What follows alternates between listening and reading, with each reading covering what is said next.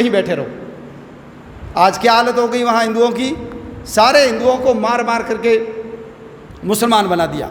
सारे भील और मेघ वालों को भाग भाग करके भारत में आना पड़ रहा है। उनकी लड़कियों को ले गए। हमारे वो गुरुद्वारे के ग्रंथी की बेटी से उन्होंने बलात्कार किया। लेकिन आज जब भारत और भारत के बाहर हिंदुओं के ऊपर अत्याचार होता है तो कोई उनके पक्ष में बोलने वाला नहीं है। और भारत में भी स्थिति वैसी बन रही है।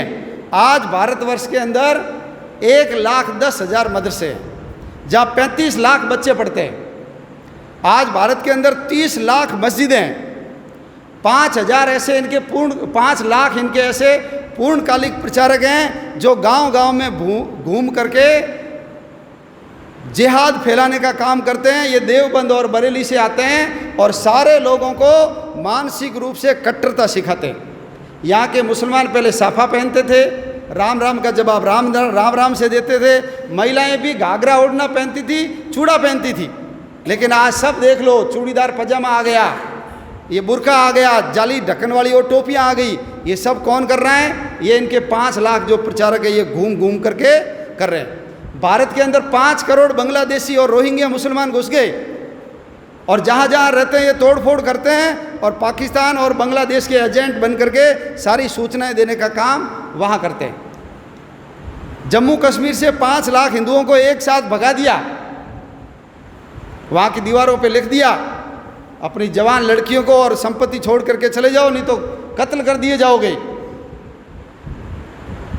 आज भारत में जहाँ कहीं भी सैनिक मरता है, ये सेकुलर किसी भी नेता के मुंह से उसके प्रति सहानुभूति या आंख से आंसू नहीं आता है। और जब सैनिकों के द्वारा कोई ये मर जाता है, वो बुरहान वानी मरा, आपको याद होगा सारे नेता उनके पक्ष में खड़े हो गए। आज भारत की धरती पर खड़े होकर के यहीं का खाते हैं, यहीं का पीते हैं, लेकिन भारत तेरे टुकड़े होंगे ईशा अल्लाह के नारे लगते हैं। आज हंस के लिया है पाकिस्तान, लड़के लेंगे हिंदुस्तान, ऐसे नारे लगाए जाते हैं। ये समाजवादी पार्टी का नेता है।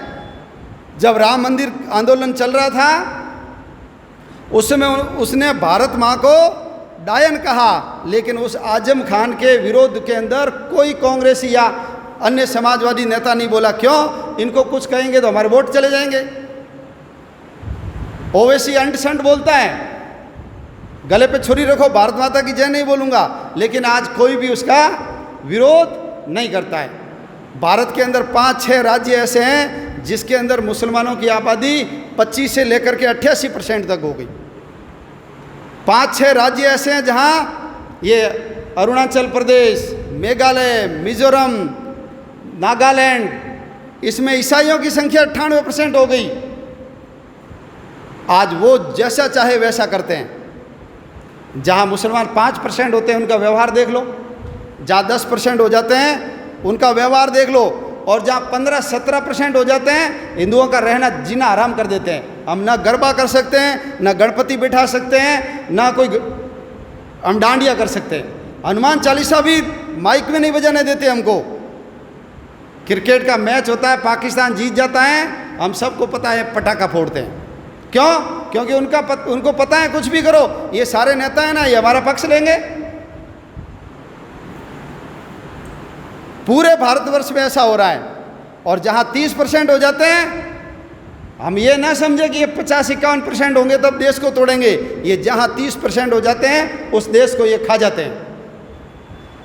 हमारा निकलना मुश्किल हो जाता है, बहन बेटियों का रहना मुश्किल हो जाता है, मकान दुकान सस्ती कीमत में बेच करके हमको भागना पड़ता है। वो कोरोना याद होगा आपको, उत्तर प्रदेश में जो घटना हुई है, तो आज भी दारुल अरब से दारुल इस्लाम में बदलना है, ऐसा सोच करके ये प्रयास कर रहे हैं।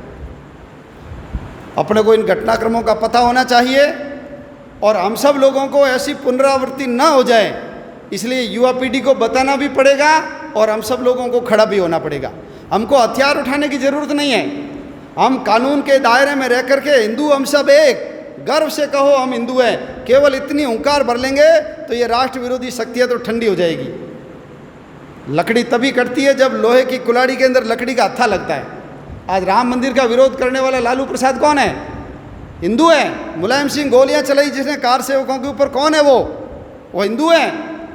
ये सारे लोग, ममता बनर्जी मुसलमानों के वोट के कारण कम से कम वहाँ पर 70-80 लाख बांग्लादेश के मुसलमानों को ला करके बसा दिया, उनके विरोध में नहीं बोल रही है। क्यों?